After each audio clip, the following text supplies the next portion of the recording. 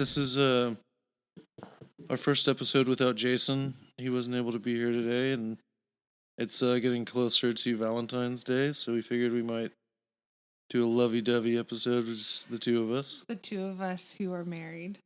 Yes. We've been saying it's going to be Jason adjacent. Jason adjacent. Yeah. This is that was an interesting introduction. I mean, it is what it is. So if you don't know, if you've never heard our podcast before, there's typically 3 of us. But 2 of us happen to be in a relationship and married. We're going on almost 2 years now. Almost. Well, 2 years of marriage. 2 years of marriage. And then it's 4 together total. Feels like 5. We're coming up on 5. It always feels like one more. I think it's kind of that thing where it's like there is no year 0. So like that first year isn't like a year until the end of it. Yeah. But so we can say 5 years. We could say 10 years. We could say whatever we want. I don't even remember when we decided we were in a relationship, how long we had actually like talked or dated beforehand. Went on dates. Literally like a week or 2, I think. And then we decided to be in a relationship. Yeah, like our first date came, and then within a week or so, we were together. Pretty committed. I don't know. I don't know. We already had like. I swear it was like 3 months before we were. We already had like other dates lined up and with each other, and yeah, I think it took a minute before I snapped out of my little rhythm and was like, oh, I should probably dedicate more time towards this than towards just my buddies and like all my usual stuff. See my girlfriend every now and then. Yeah, I think more than one day a week might be beneficial. I remember saying, I think we should take it slow, and I swear, like the next week, I got a Facebook invite to be in a public relationship with you. Yeah. That's about right. I mean, I'm all for people taking it slow and getting to know each other, but I felt like I was old enough that I was like, I've waited a long time, and this seems pretty right. I don't know. This was my first real love. Our relationship was the first time I had ever really been in love before. Yeah. Well, I mean, I feel like, I don't know, a lot of people find each other a lot younger, and we had the benefit of being a little more mature. Yeah. And just seeing like how all those people went wrong.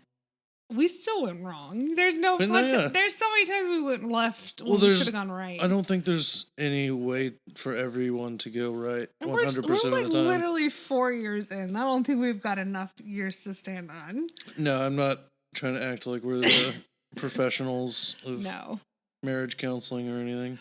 Before you fell in love, Jonathan, though, I had a question. What did you feel like was the movie, or maybe even after you fell in love, what was the movie that you felt best portrayed love? Like, if you were to say any of the movies out there, what was the one that best portrayed love now that you've been in love? Well, for me, it was like the first time I've ever been in love. Well, I feel like the movies that I idealized as far as love goes, like, looking back now, I feel like they were totally wrong. Really?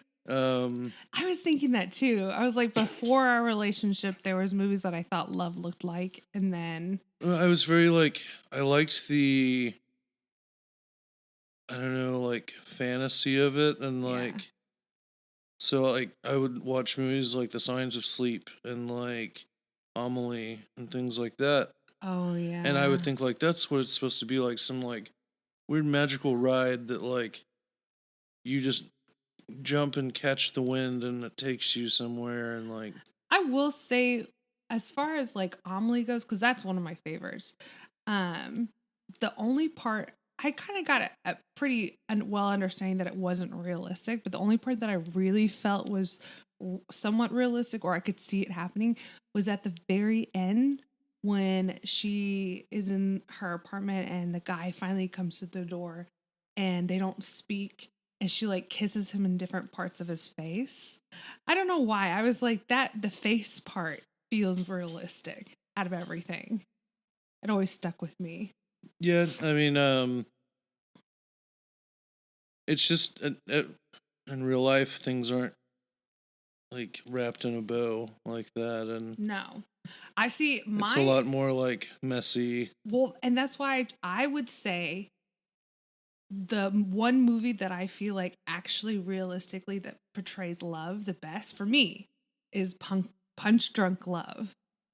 It's like That's King like Kong. no, I always think about Punch Drunk Love.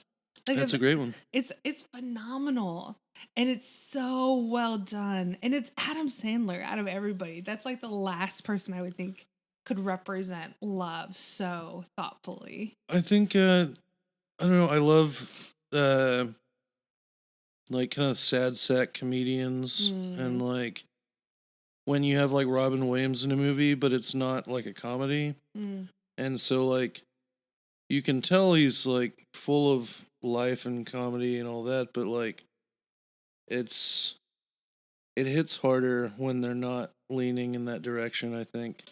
Do you think that it's somewhat because individuals, men like Adam Sandler and Robin Williams, who are very handsome, I'm not going to say anything negative, but they look real. Kind like of an everyman. yeah, Yeah. you know, it seems more realistic. Or maybe they can draw from something. I mean, it's hard to relate to like Chris Hemsworth or Yeah. George Clooney or something. Yeah. You could relate to Amelie because even though she was gorgeous, she was a little bit wacky. Yeah, it's just kind of a quirky Yeah. thing, and yeah, most guys aren't Frank Sinatra. No, And no. I think that's why I liked Punch Drunk Love because I felt like there were so many moments before the movie ended and they fell in love or whatever where Adam Sandler was like super aggressive and awkward and uncomfortable that Yeah. like I'm like it was such a good and thing to making like watch. wrong moves at every turn. Oh yeah, every second. Aggressive, frustrated. He ended up calling the phone sex line. I actually was looking it up and it was based off a real guy. But the funny thing is that it wasn't about like the guy's love life or falling in love. It was about the guy who was collecting pudding cups and he would buy these pudding cups and somehow it translated to like travel credits. Yeah, like frequent flyer miles. Yeah, it's apparently this guy got a bunch of frequent flyer miles and got to fly everywhere, and it was based off of that story. But Punch Drunk Love is a love story. It's not about pudding cups. That's just kind of the backdrop. I know there's two storylines going on. Yeah. So I say Punch Drunk Love. What movie would you say is the most realistic depiction of love? I don't know. I'd have to think about it because it's like you have to look at it from like different classes. Yeah. And different groups of people. Like it looks different to different. What about you? Like what from your perspective? I thought you were gonna say You've Got Mail. Yeah, that was one I was thinking of. Great. Just movie. because like there's I know it that was like the beginning of internet dating and now that's like AOL chat room. at the time it was like a novel thing, but now it's like extremely common. You and I met on a dating app. Yeah, we met on Bumble. You were like the first day I got on Bumble too. Yeah, time. If you guys want to sponsor us. Yeah. I just think it was like it was cool to see how like different people are in person than they are online. Yeah. And then but like there's a little bit of truth to both sides, and so when they finally meet up and they realize who it is, it's like, okay, I get it. And that's just kind of how like I wouldn't say the majority of relationships these days, but a large amount of them begin that way. And it's so common now.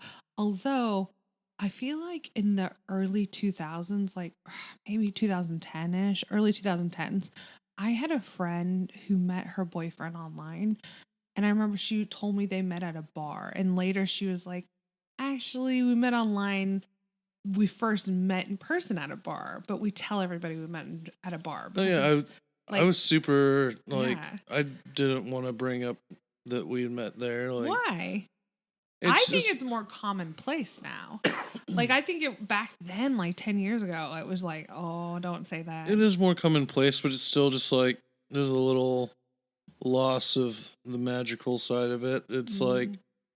very formulaic and like I don't know, built in a lab. Yeah, but where would you have picked me up? Like, we like didn't run in like similar vicinities. Yeah, we lived in different cities and like lived totally different lifestyles. Different time zones too, if you think about it. You like to be up at night and I was a morning person. I still am, but Yeah, I'm a total night owl. yeah, Yeah, it there wouldn't have been any crossover. I don't know where I would have met you yeah, naturally. not at all. Um, Although I do wonder about like if we've ever met at some point in our life. Like you see I'm those sure we've been at some of the same places at the yeah. same time, and we just weren't aware Yeah. of it. Well, you see those like those stories of couples who were in each other's like Disney photos when they were Yeah, 5. Those are a trip. yeah, that's cool. Reminds you how much of a small world it is. Yeah, I'm sure there's been some like concert or movie or something we were both Yeah. at, or like art event or something. Something. So your vote is for You've Got Mail possibly.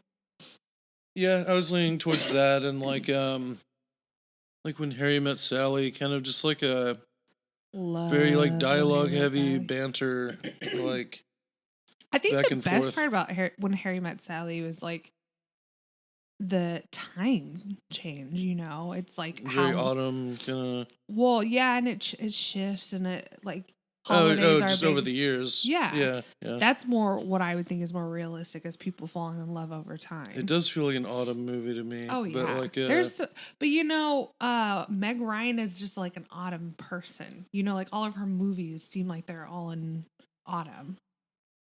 I could see that. Yeah. And, yeah, I just really liked the dialogue and the back and forth of it, and I always just found like relationships, even if it's not a romantic one, just back and forths like that. I was always drawn to those kinds of friendships and Yeah. relationships with people. It's what I enjoyed seeing. Hmm.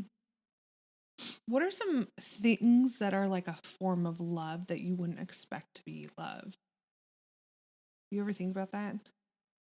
That's a little vague. You would have to Sorry. elaborate on that one. Like when we were facing the doom of TikTok being shut down, there's all these videos of men and women, husbands, wives, girlfriends, boyfriends, and they're like, or same sex couples, I don't care. But they were worried about like not being able to share TikToks with each other. Yeah. Like that was a big fabric of their relationship, like some sort of foundational. Well, I mean, it's become a part of our routine and part of our Yeah. love language. And, Yeah.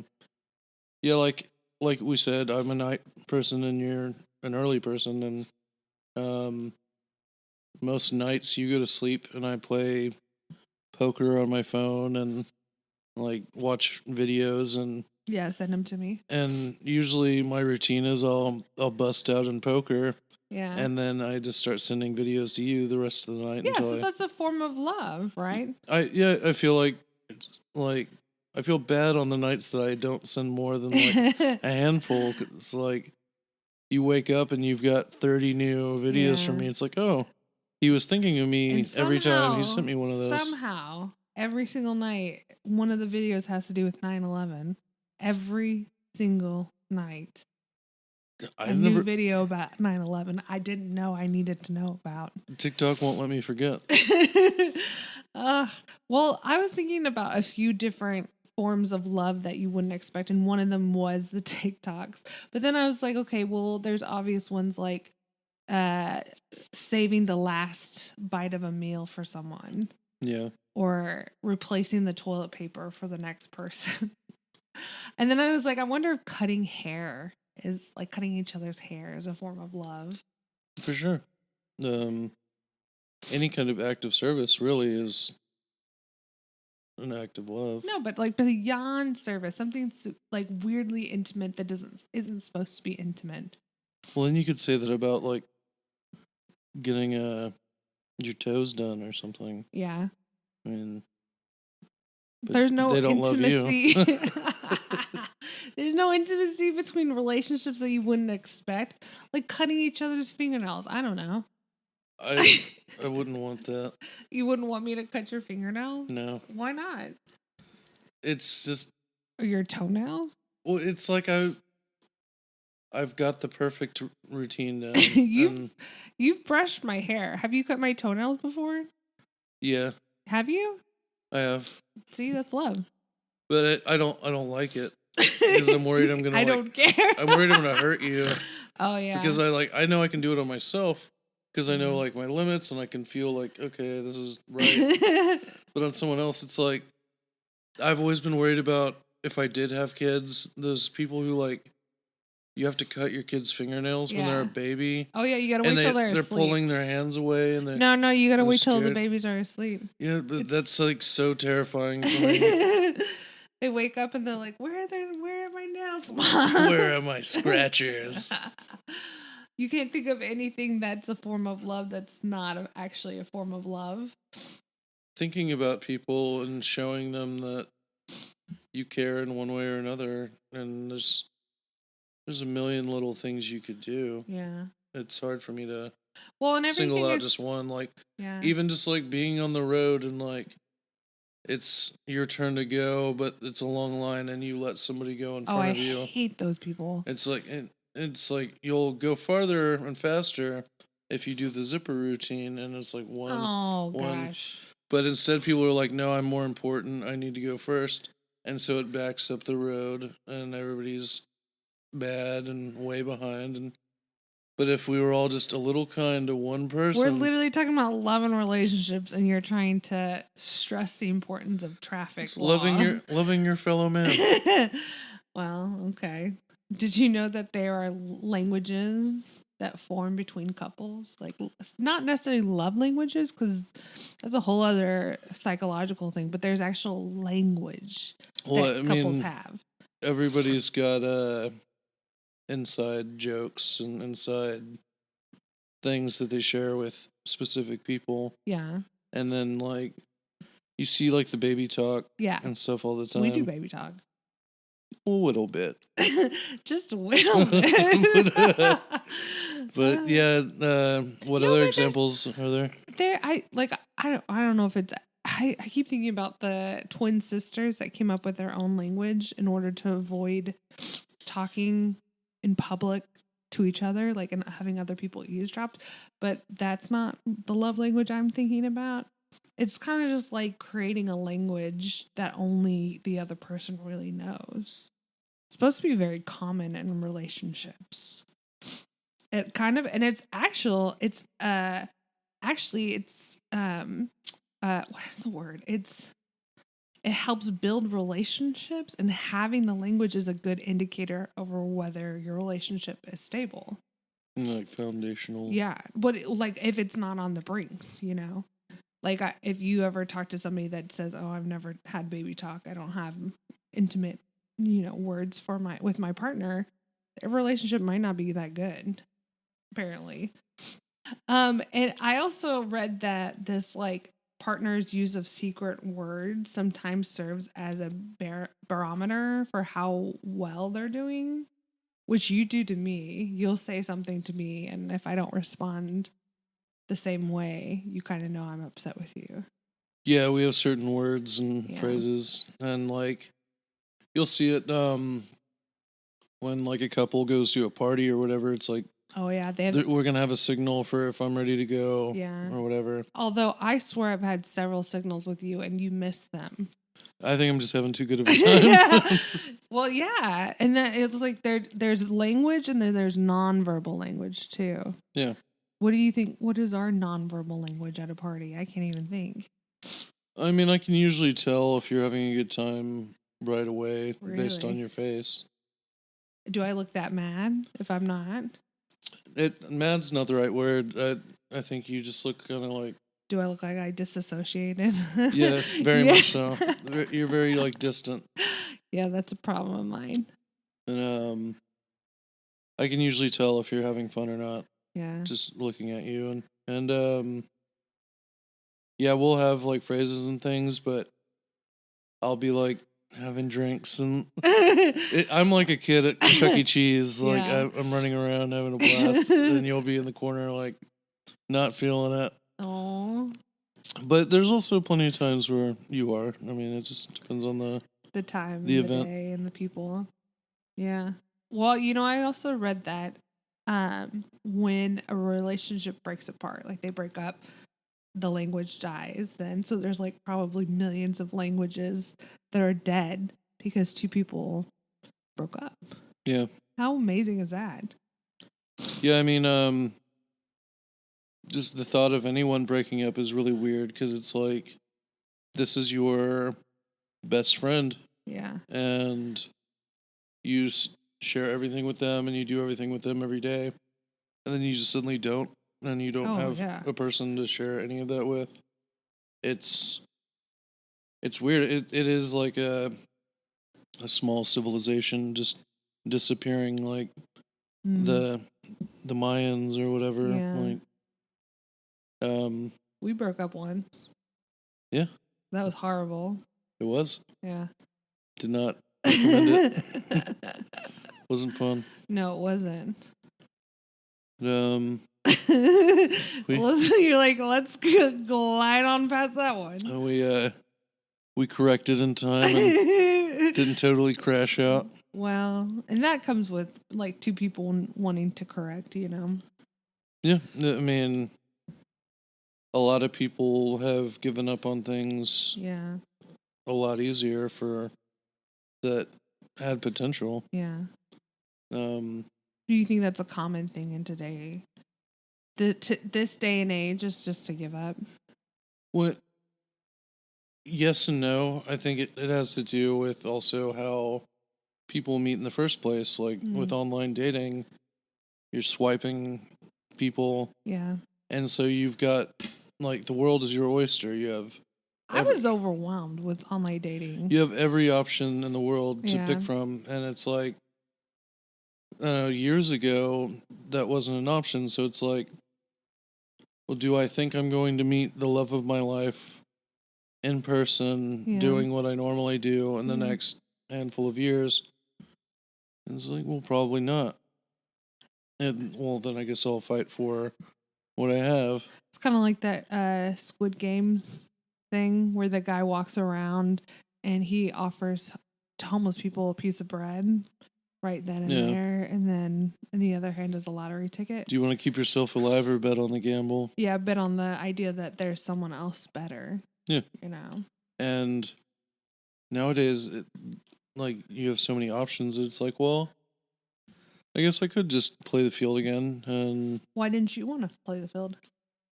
because I played the field for years before you. Yeah, but there's a lot of people who exit relationships in their 40s and it's like a whole new life out there.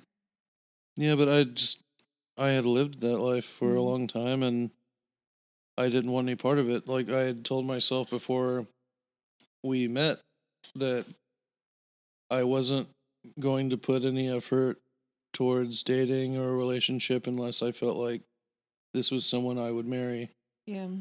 And I just felt that with you, and I wasn't interested in trying to capture lightning in a bottle twice. I will say I feel like I always say we've had two relationships, the first one and then the second one, and we're currently in the second one in my mind at least. And in the first one, I think well, at least for the second one, let me rephrase this. For the second one, I think we did better, I guess, than the first one. We were much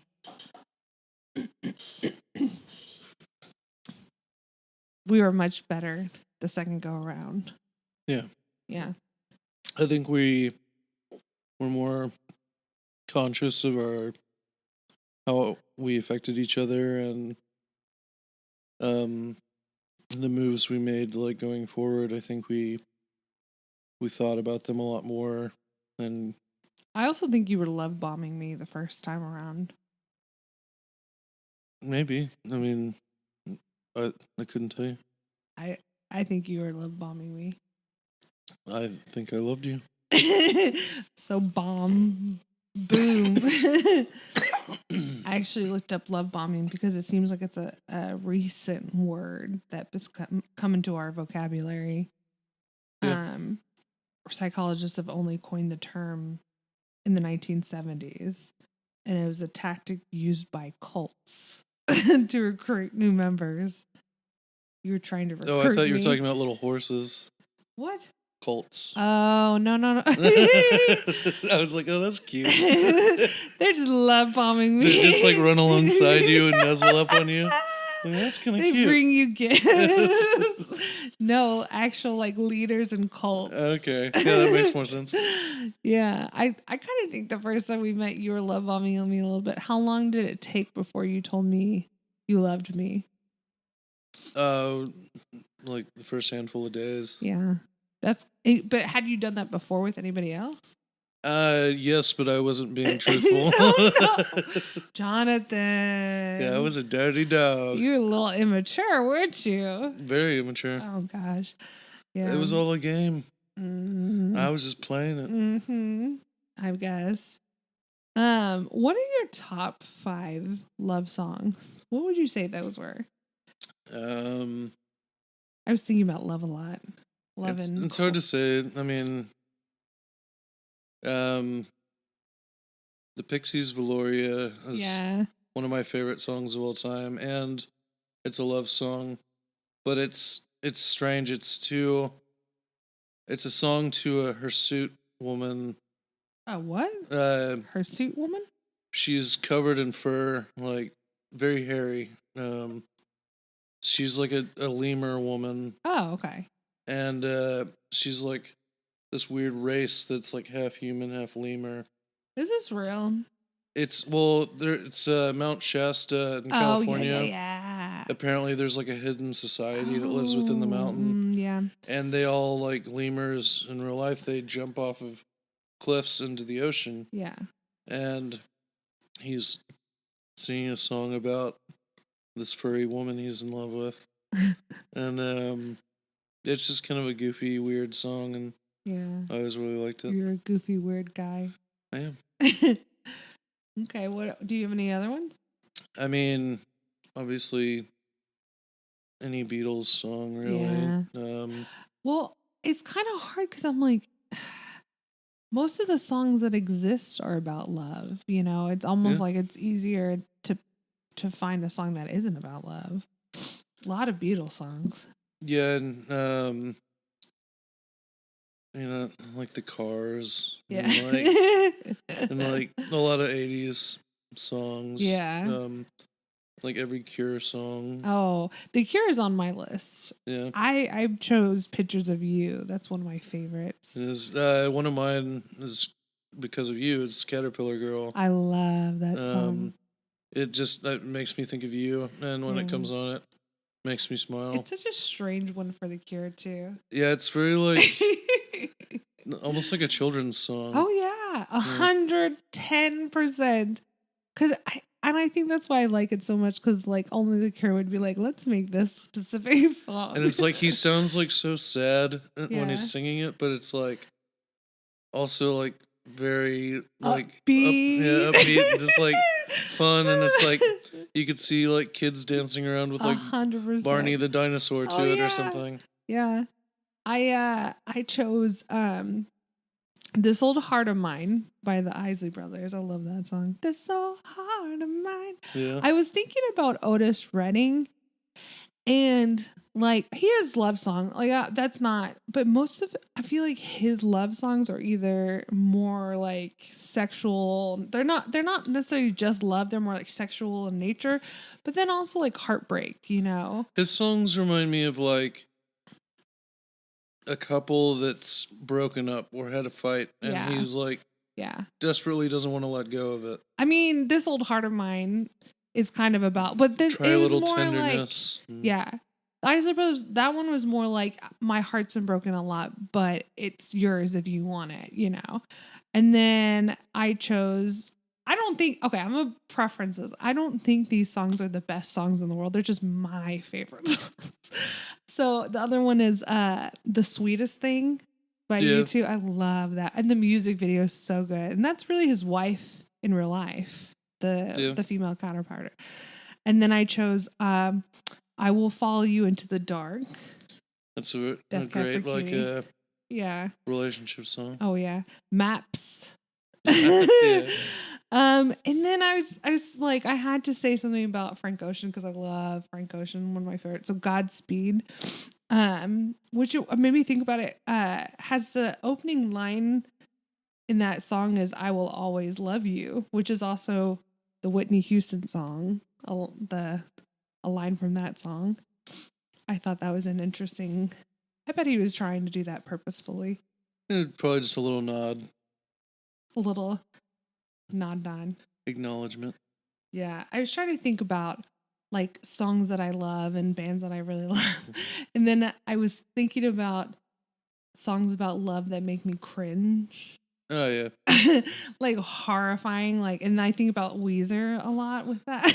Weezer is very guilty Just, of I love cringy. Pinkerton, but like just the cringe love songs on Pinkerton. Yeah, I was telling you about how I took a Weezer quiz online one time, and it was like, this lyric describes you, and I answered all the questions, and it said I was, you need a guardian. You And need a guardian. it just made me cringe, but like, I think every answer would have made me cringe. Yeah.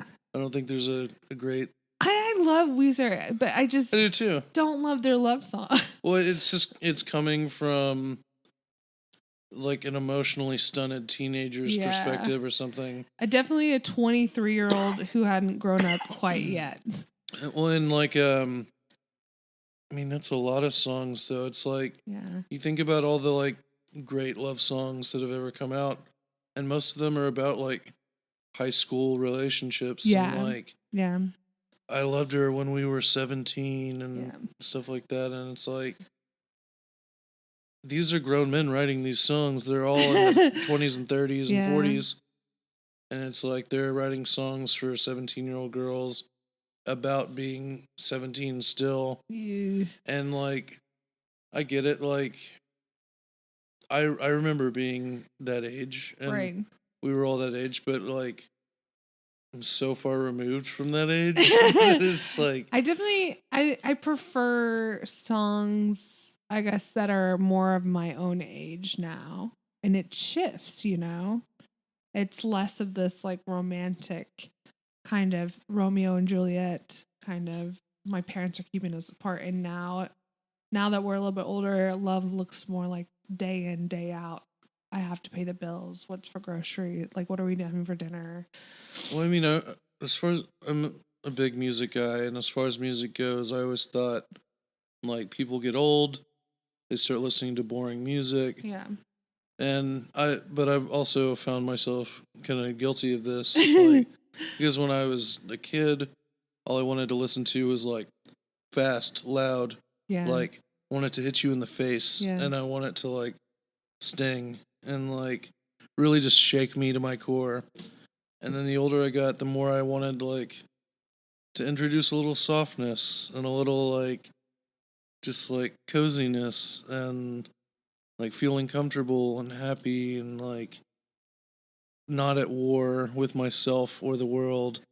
And I wanted a little more acoustic. I wanted a little more Yeah. like gentle, just Kind everything. of everything's taken apart. And I stripped realized down. that just because it's like that, that Mhm. doesn't mean it's boring.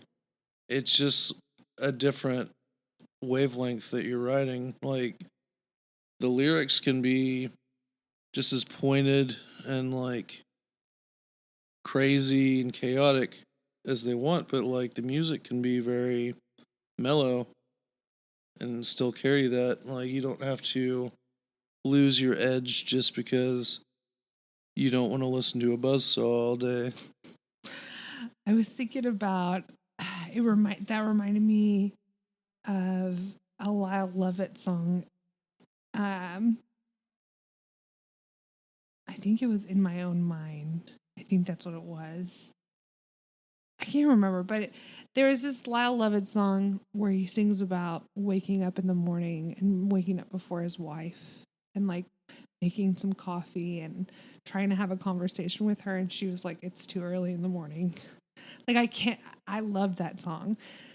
And it's such a really great representation of like relationships that had gone past the honeymoon phase. Did you just burp? A little. All right.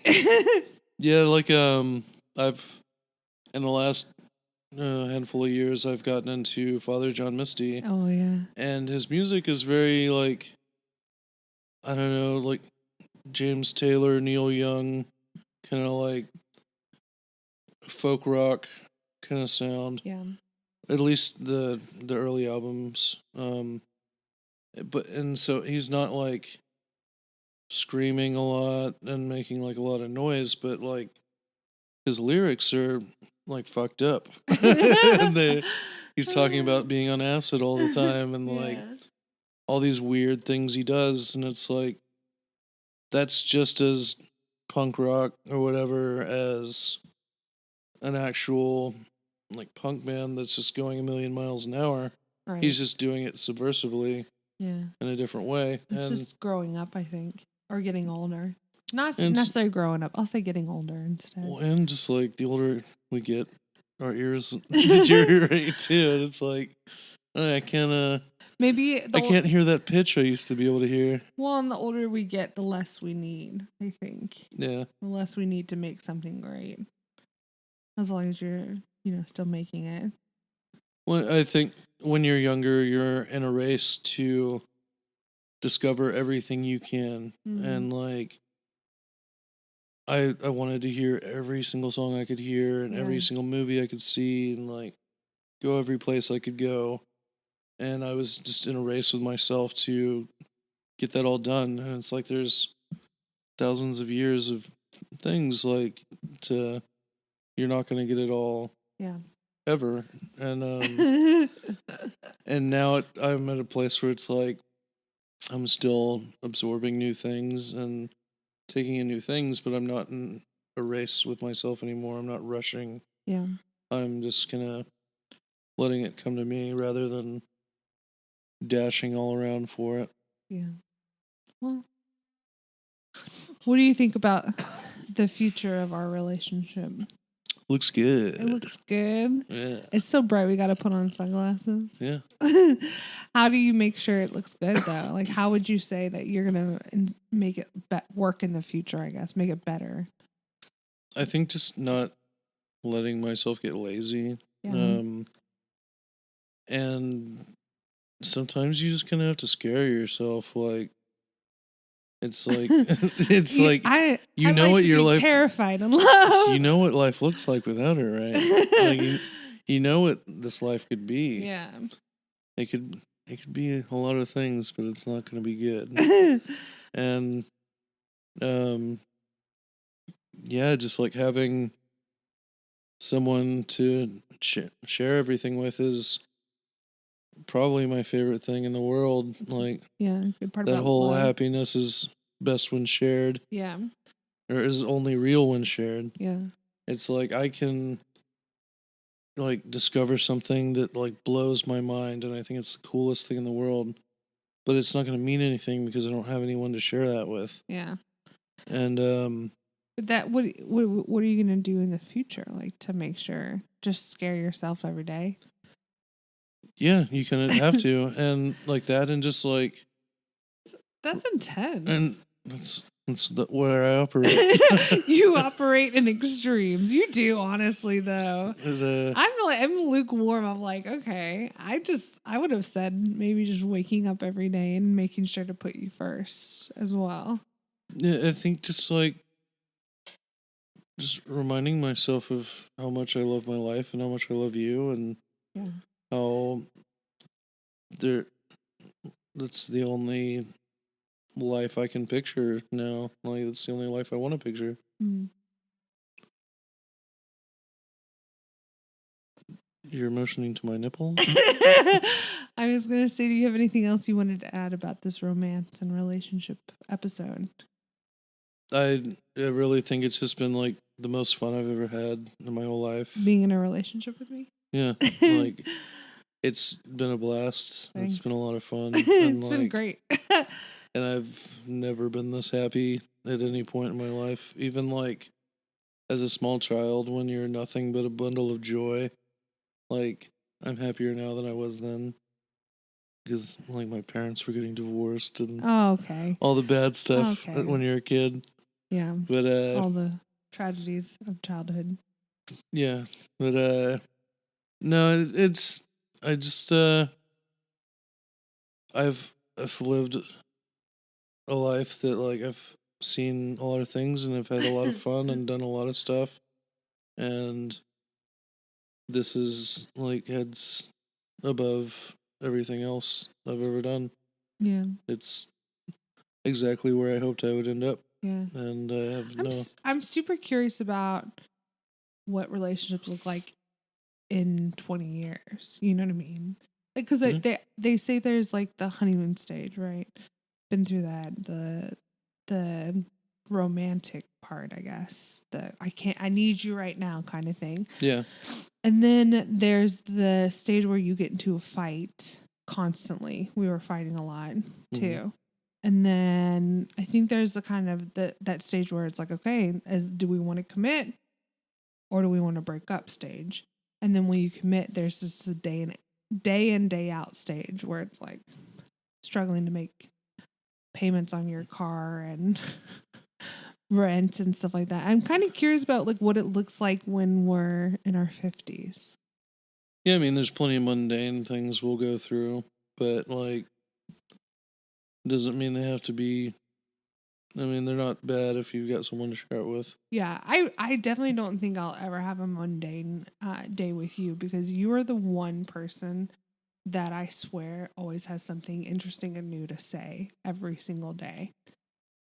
New to say. You do. It's one of the things that made me really love you.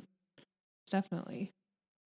Yeah, I'm also naturally like very cynical and like guarded and I